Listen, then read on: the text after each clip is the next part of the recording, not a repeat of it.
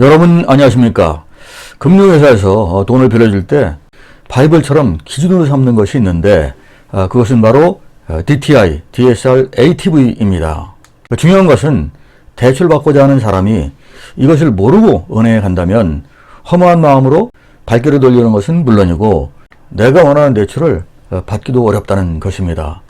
이번 시간에는 금융회사에서 돈을 빌리는 데 있어서 결정적으로 중요한 DTI, DSR, ATV에 대해서 말씀드릴 텐데 이 영상을 끝까지 보시면 이에 대해서 확실히 아시게 될 것입니다.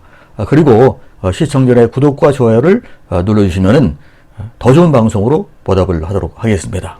금융회사에서 대출을 해줄 때 기준으로 삼는 3대 핵심 지표를 말씀을 드리겠습니다. 그것은 총부채 상환 비율인 DTI, 총부채 원리금 상환 비율인 DSR, 그리고 주택담보대출 비율인 LTV 등 그 세 가지입니다.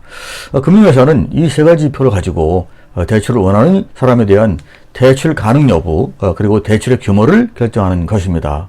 이 세 가지 지표를 차례대로 좀 더 구체적으로 말씀드릴 텐데 먼저 DTI에 대해서 살펴보도록 하겠습니다. DTI의 의미는 주택담보대출 원리금 상환액과 기타 대출이자 상환액 합한 것이 연간 총소득에서 차지하는 비중입니다. 이 DTI 퍼센트가 높으면 높을수록 개인에게는 부채에 대한 부담이 커지게 됩니다.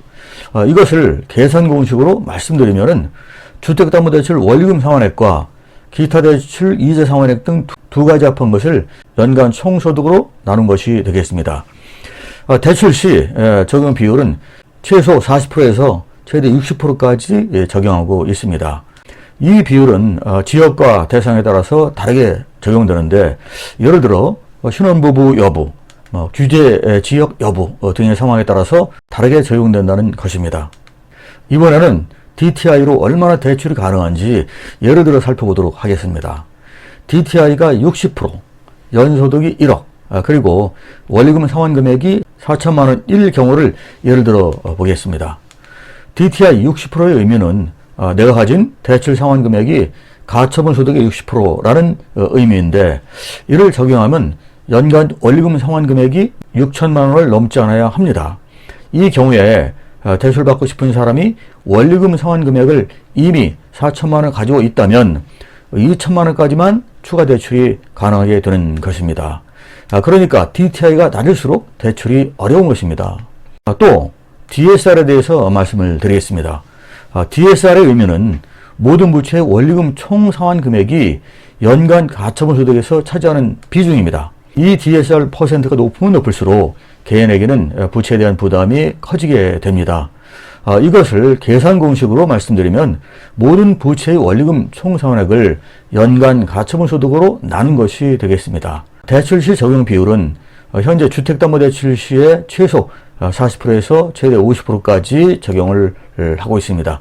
이 비율은 지역과 대상에 따라서 다르게 적용되는데 예를 들어 신혼부부 여부, 규제지역 여부 등의 상황에 따라서 다르게 적용된다는 것입니다.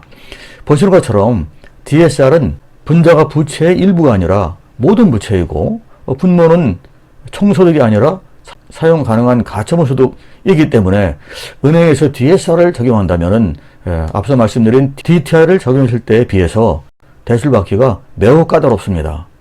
마지막으로 LTV에 대해서 말씀드리겠습니다. 이 LTV는 DTI와 DSR과는 달리 대출 흡양자가 가지고 있는 주택과 관련된 요소로만 평가하는 지표입니다.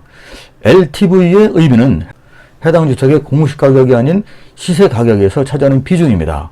이 LTV가 높을수록 부채에 대한 부담이 더 커지게 됩니다. 이것을 계산 공식으로 말씀드리면 해당 주택담보대출 금액과 그 선순위 채권을 합한 것을 해당 주택의 시가로 나눈 것이 되겠습니다. 대출 시 적용 비율은 현재 주택담보대출 시 최소 50%에서 최대 70%까지 적용을 하고 있습니다. 이 비율은 DTI나 DSR과 마찬가지로 그 상황에 따라서 다르게 적용이 됩니다. LTV, DTI, DSR 중에서 이 LTV는 대출 받는 데 있어서 비교적 가장 용이한 지표라고 할 수 있습니다. 지금까지 금융회사에서 대출을 해줄 때 들이대는 대출 기준지표를 말씀드렸는데 이것을 알아야 정말 필요할 때 완만하게 대출을 받기 위해서 그 평소에 대출 규모를 적절히 운영하고 기타 요소들을 제대로 관리할 수가 있게 되는 것입니다. 금융회사에서 대출을 해줄 때 그 잣대로 삼는 3대 핵심 지표인 DTI, DSR, ATV를 확실하게 숙지하셔서 그 필요한 대출을 받기 위해서 잘 활용하시기 바랍니다. 정바세 면회잡 방송은 풍요로운 삶을 보장하는 재산을 더 크게 증식하는데 반드시 필요한 크고 작은 그 최신의 지식 정보 노하우를 바로 여러분께 알려드리기 위해서 존재하고 있습니다.